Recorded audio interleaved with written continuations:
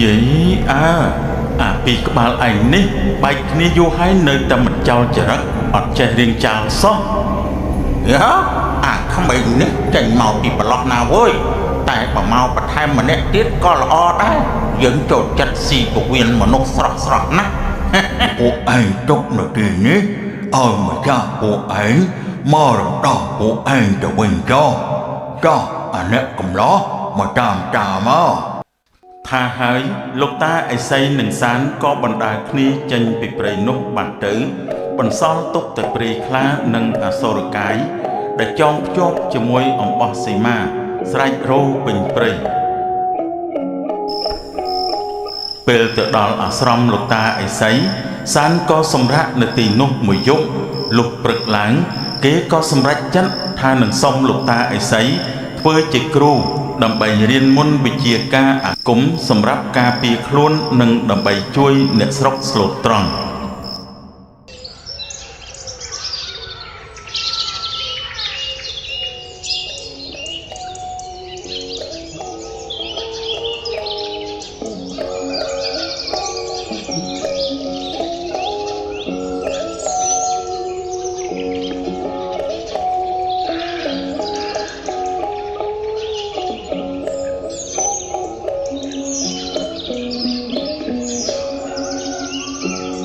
លោកតាបើមិនយកទាស់ទេឲ្យចៅអាចសុំលោកតាធ្វើជាគ្រូបានទេចៅចង់ចេះមុនវិជ្ជាការខ្លះដើម្បីទុកការពារខ្លួននិងដើម្បីជួយអ្នកភូមិស្លូតត្រង់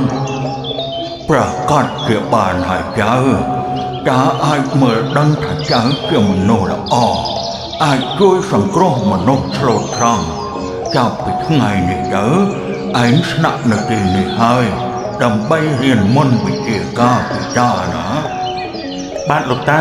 ចៅសូមអរគុណលោកតាខ្លាំងណាស់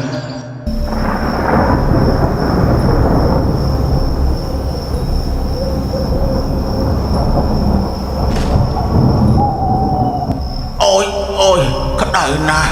ក្តៅខ្លាំងណាស់អូយក្តៅណាស់អូយលោកម្ចាស់ជួយខ្ញុំផងអូយក្រឡេកមកមើលព្រៃខ្លានិងអសូរកាយវិញ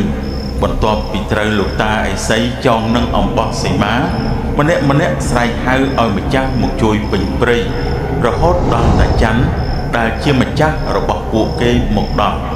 តាច័ន្ទគឺជាគ្រូអាគមដែលកាចសាហាវណាស់មានចិត្តខូខើចូលចិត្តប្រាមន់អាគមសម្រាប់មនុស្សស្លូតត្រង់ពួកឯងនេះពិតជាគ្មានបានការមែនការងារប៉ុណ្ណឹងក៏អត់កំណើតធ្វើមិនកើតដែរលោកម្ចាស់អាឥសីម្នាក់នោះវាពិតជាខ្លាំងប្រកែមែនណាប្រហែលខ្ញុំហើយនៅតែទុកវាមិនឈ្នះទៀតមើលហើយលោកម្ចាស់វាខ្លាំងណាស់ខ្ញុំវិតតែនឹងបានយកខ្នើយតាន់ជូនលោកម្ចាស់ទៅហើយតែត្រូវឥសីកញ្ចាស់នោះវាចេញមកជួយតាន់បើដូច្នេះមែនអញច្បាស់ជាមានដៃគូប្រយុទ្ធហើយអញចង់ដឹងណាស់ថាអញនឹងវាអ្នកណាខ្លាំងជាងអ្នកណាឆប់ទៅវិញទៅ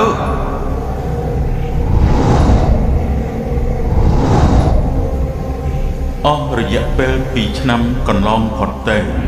សានខិតខំប្រឹងហាត់មុនវិជ្ជាការពីលោកតាឥសីរហូតបានចេះយ៉ាងស្ទាត់ជំនាញ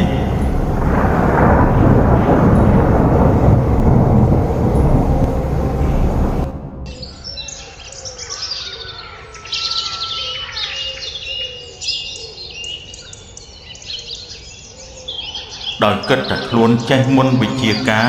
ដែលលោកតាបង្រៀនអស់ហើយសានក៏សម្រេចចិត្តលាលោកតាត្រឡប់ចូលភូមិកំណើតវិញពេលនេះចៅបានរៀនមុនវិជ្ជាពីលោកតាបានច្រើនហើយចៅគិតតែចង់សុំលាលោកតាត្រឡប់ទៅភូមិកំណើតវិញ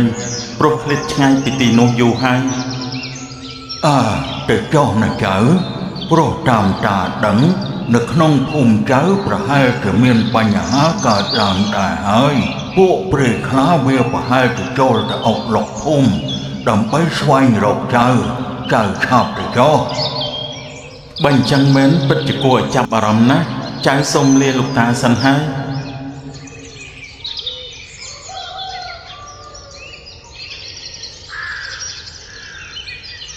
បន្ទាប់ពីសានបានលាលោកតាឥសីរួចហើយ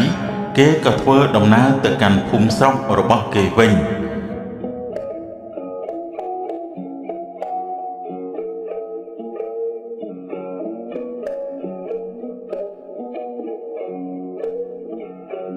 ថ្លែងពីអ្នកភូមិ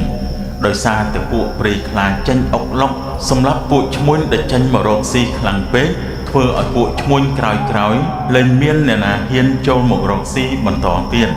ធ្វើឲ្យអ្នកភូមិទាំងនោះបាត់បង់នូវប្រាក់ចំណូលនិងខ្វះស្បៀងអាហារជាដើមហើយបញ្ហាអស់ពីមួយចូលមួយបើនៅតែបែបនេះទៀតតើឲ្យមនុស្សរស់នៅសុខស្រួលយ៉ាងម៉េចនឹងកើតទៅមិនកើតទេ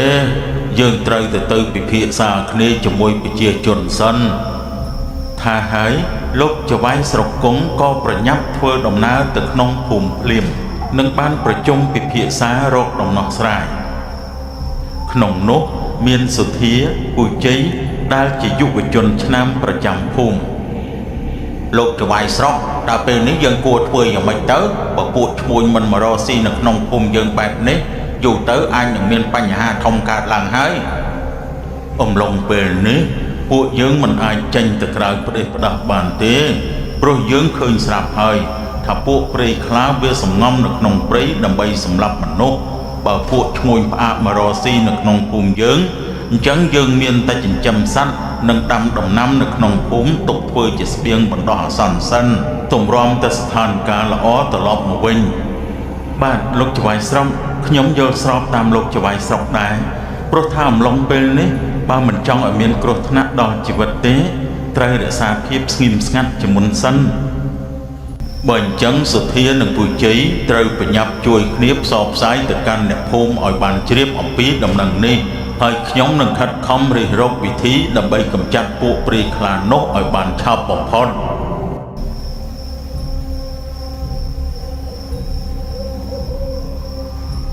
ដោយអត់ទ្រាំនៅក្នុងភូមិមិនបានយូរអ្នកភូមិ2នាក់ក៏លួចបបួលគ្នាចេញទៅក្នុងព្រៃស្ងាត់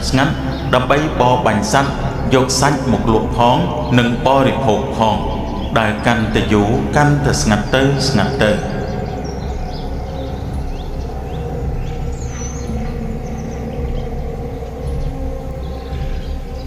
យើងចូលព្រៃមកជ្រៅដែរហើយមើលទៅវិញក៏មិនទាន់ដែរព្រៃនេះបើសិនជាដើរពេលយប់អាចវិញក៏ថាបានណាមែនហើយលបងខ្ញុំគិតថាយប់នេះយើងសម្រាកនៅទីនេះសិនចុះយប់កាន់តែជ្រៅអាកាសធាតុកាន់តែត្រជាក់ធ្វើឲ្យអ្នកទាំងពីរមានអារម្មណ៍មិនសូវស្រួលនៅក្នុងខ្លួនមួយសន្ទុះក្រោយមកស្រាប់តែមានសំឡេងសត្វស្លាប់ជាច្រើនផ្អើលហើរទាំងយប់បង្កឲ្យមានការភ្ញាក់ផ្អើលដល់អ្នកទាំងពីរ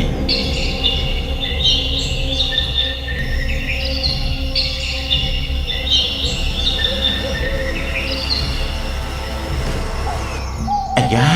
លបងសង្ស័យតែមានអីមិនស្រួលហើយមើលទៅយើងអង្គុយនៅក្បែរភ្លើងទៅបើសិនជាមានហេតុការណ៍អីមិនស្រួលទាញគប់ភ្លើងកាន់នឹងដៃម្នាក់មួយឲ្យជាប់លបងពួកយើងឡើងទៅលើដើមឈើទៅអីមើលទៅដូចជាមិនស្រួលទេសំឡេងក្ហឹមដូចជានៅក្បែរយើងនេះឯង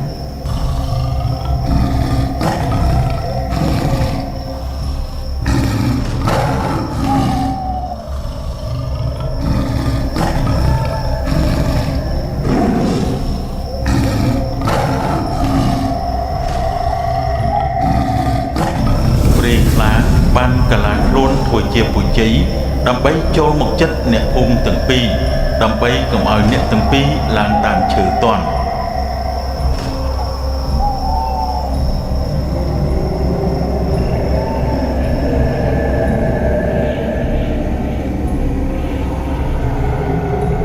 ណែលបងទាំងពីរអើយមិនក៏នៅទីនេះអញ្ចឹងខ្ញុំខំទៅតាមរកនឹងពេញព្រៃអូខ្ញុំស្មានតែអ្នកណាតាមពិតគឺលបងជ័យទេអីខ្ញុំមកភ័យលក់ព្រលឹងអស់ទៅហើយលបងអើយភ័យអីទេលបងសុទ្ធតែគ្នាឯងតើហើយលបងឯងចូលព្រៃមករកបាញ់សត្វមែនទេតែមើលទៅដៃទៅទេអញ្ចឹងបានអីបាញ់សត្វទៅលបងសាច់សត្វស៊ីលេងឆ្ងាញ់ហើយចង់ស៊ីមនុស្សម្ដង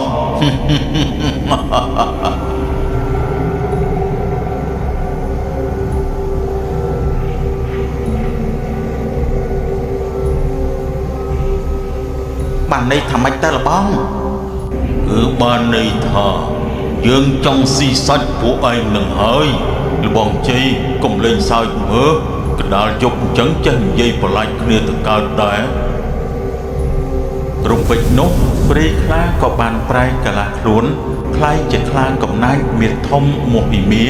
ចង្គង់វែងវែងភ្នែកក្រហមថ្លាស្រែកក្រហឹមដាក់អ្នកភូមិទាំងពីរនាក់ធ្វើឲ្យពួកគេភ័យដួលអង្កូតទៅលើដី ម៉ែអើយជួយកូនផងខ្លាធំណាស់ ជួយផងខ្លាធំណាស់ជួយផង ទោះពួកឯងស្រែកតល់ទៅស្លាប់ទៀតក៏គ្មានអ្នកណាមកជួយឯងបានដែរព្រោះព្រៃនេះជាតំបន់របស់អញ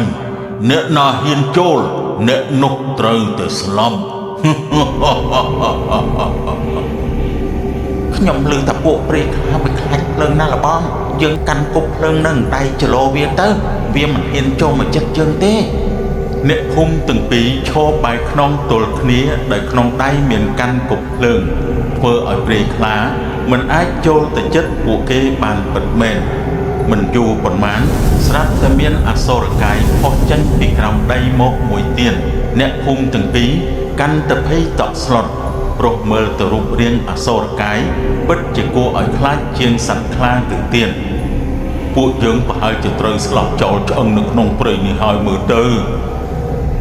ខ្ញុំមិនគួរណាគិតខុសចេញពីភូមិដោយមិនស្ដាប់ពាក្យណែនាំរបស់លបងជ័យហើយនឹងក្មួយសទ្ធាសោះ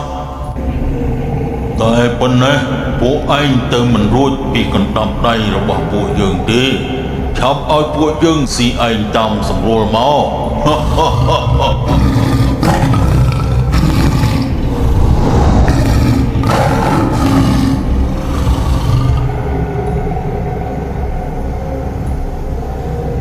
យីអាពីក្បាលឯងនេះបែកគ្នាយូរហើយនៅតែមិនចោលចរិតអត់ចេះរៀងចាលសោះ យ៉ាអាក្មេងនេះចេញមកពីប្រឡោះណាវើយ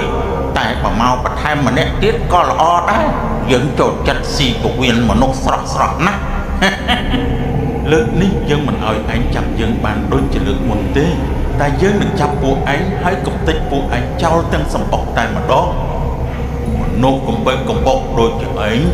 យើងប្រើទៅចុងកញ្ចក់របស់យើងក៏ធ្វើឲ្យឯងភ្លេពវៀនស្លាប់ដែរស្លាប់ទៅ តែត្រូវបានសាន់កិច្ចផុតនិងបានហក់ឡើងជិះលើខ្នងរបស់ខ្លាបន្ទាប់មកគេក៏បានដកកំបិតបន្ទោះដែលមានបញ្ចុកមុនអាគមចាក់ចំកណ្ដាលក្បាលខ្លាហើយរូបគេក៏បានលោតចេញទៅលើខ្នងខ្លាទុកឲ្យព្រៃខ្លាស្រែកឈឺចាប់ពេញព្រៃឲ្យ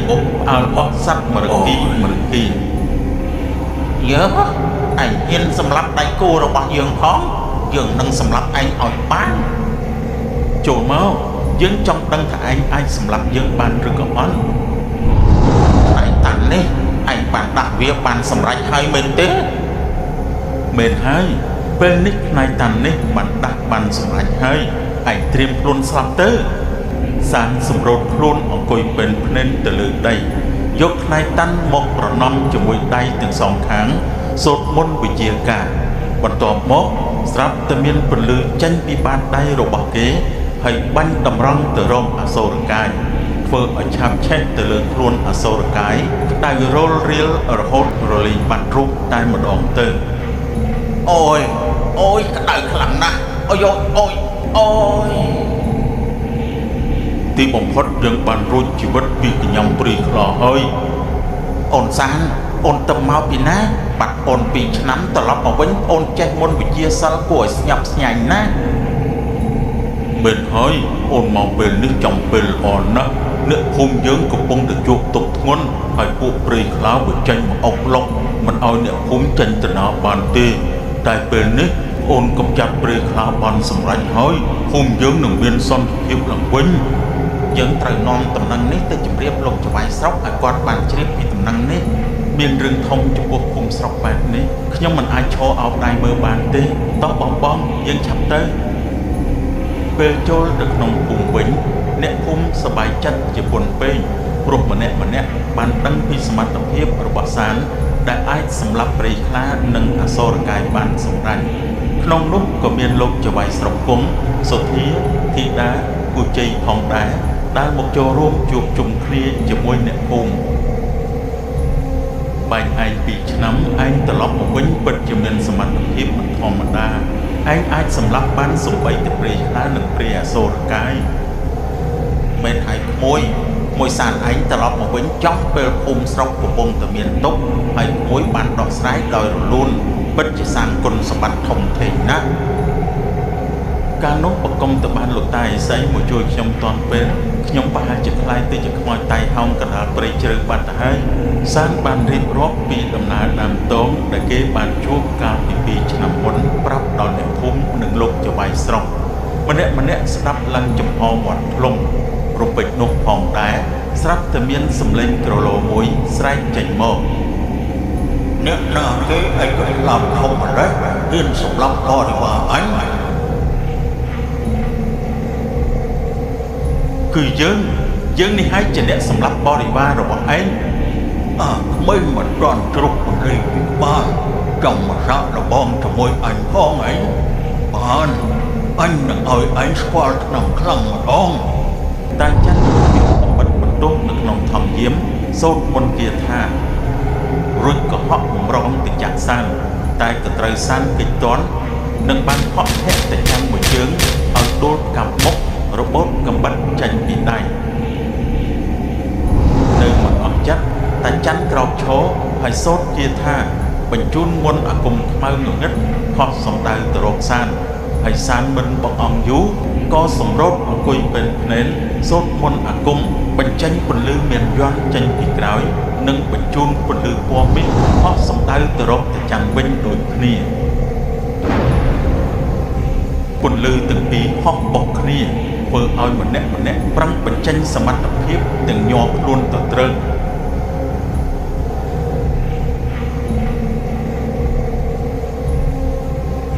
សានបានស្រែកឲ្យសុធាដោះផ្នែកតាន់ចេញពីខ្លួនរបស់គេយកទៅចាក់លើក្បាលរបស់តាច័ន្ទបងធាបងឆាប់ដោះផ្នែកតាន់ចេញពីកខ្ញុំយកទៅចាក់លើក្បាលតាធ្មប់នោះភ្លាមទៅតន់វាមិនតន់អាចកម្រាំងខ្លួនបានឯងចង់ធ្វើឲ្យយើងនឹងកុំណាអូយជ្រុះក្បាលណាអូយពេលទទួលបានជ័យជំនះហើយអ្នកភូមិនាំគ្នាស្រែកហូសប្បាយចិត្តគ្រប់គ្នាចាប់តាំងពីពេលនោះមកស្រុកភូមិក៏លែងមានរឿងទុក្ខភ័យកើតឡើងទៀតដែរហើយពួកឈ្មួញក៏ចាប់ផ្ដើមបន្តចិញ្ចូលរកស៊ីដោយធម្មតាឡើងវិញលែងបារម្ភពីបញ្ហាចោរប្លន់និងព្រាយខ្លាចចេញមកអុកឡុកតទៅទៀតដូចពីមុនទៀតហើយ